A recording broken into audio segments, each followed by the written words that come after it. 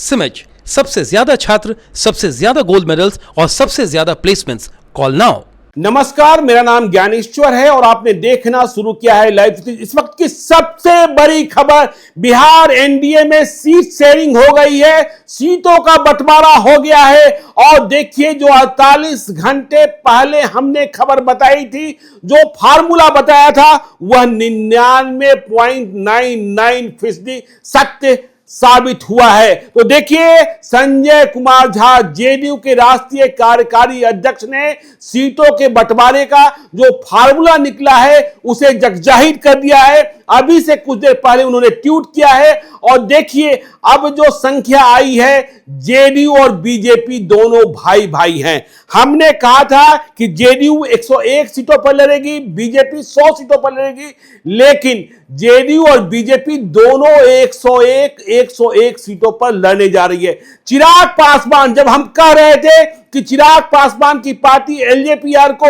29 सीटें मिली हैं, तो किसी को विश्वास ही नहीं हो रहा था कि ये 29 सीटें चिराग पासवान की पार्टी को। लोग मुझे फोन करके कह रहे थे कि आप गलत बयानी कर रहे हैं, आपके सूत्र गलत हैं, आप हवा में तीर चला रहे हैं, लेकिन 29 सीटें ही मिली चिराग पासवान की पार्टी एलजेपी को 29 सीटें मिली हैं। नोट कर लीजिए, हमने बताया था। और सीटें घट किसकी गई? सीटें घट गई। एक सीट किसकी घटी? जीतन राम मांझी की पार्टी। हमने कहा था 7 सीटें, लेकिन जीतन राम मांझी नाराज हुए, जीतन राम मांझी खपा हुए, इस्तीफा टाइप कराया। जेपी नड्डा से बातचीत हुई, रात को कई मीटिंग चली, लेकिन जीतन राम मांझी को कोई फायदा नहीं हुआ। जीतन राम मांझी दिल्ली से पटना आ गए, लेकिन जीतन राम मांझी की पार्टी हम की सीटें 7 से घटाकर 6 कर दी गई है। 7 से घटाकर 6 कर दी गई है। याद रखिएगा, 2020 में जीतन राम मांझी की पार्टी ने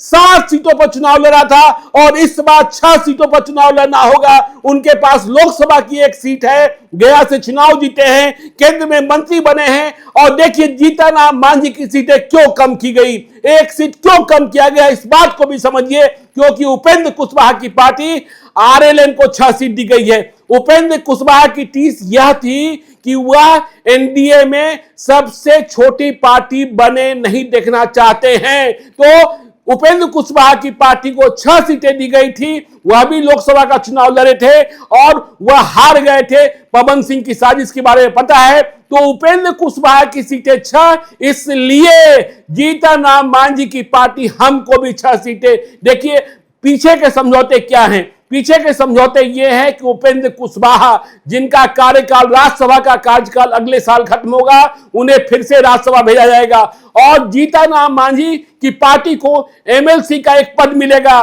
तो इस वक्त की सबसे बड़ी खबर, बिहार एनडीए में सीट शेयरिंग हो गया और जेडीयू 101 सीटों पर लड़ेगा, बीजेपी 101 सीटों पर लड़ेगी। कोई बड़ा भाई नहीं, छोटा भाई नहीं, जुड़वा भाई। और क्या कहा है संजय झा ने? संजय झा ने कहा है, एनडीए के सभी दलों के नेता और कार्यकर्ता साथ ही इसका हर्ष के साथ स्वागत करते हैं और मुख्यमंत्री नीतीश कुमार जी को प्रचंड बहुमत के साथ फिर से मुख्यमंत्री बनाने के लिए संकल्पित एवं एकजुट हैं। शब्द को समझ लीजिए, फिर से नीतीश कुमार को मुख्यमंत्री बनाना है। यह तय हो गया है एनडीए के भीतर, नीतीश कुमार ही मुख्यमंत्री होंगे। और नारा क्या दिया संजय कुमार झा ने नारा दिया है, बिहार है तैयार, फिर से एनडीए सरकार। तो इस वक्त की सबसे बड़ी खबर, एनडीए में सीट शेयरिंग, लाइव सीरीज की खबर पर मुहर लगी है। आप देखते रहिए लाइव सीरीज को। यदि अब तक आपने हमारे यूट्यूब चैनल लाइव सीरीज को सब्सक्राइब नहीं किया है तो जरूर कर लीजिएगा। और यदि इस वीडियो को आप फेसबुक पेज के माध्यम से पेज को लाइक कीजिएगा, हैंडल एक्स पर भी हमें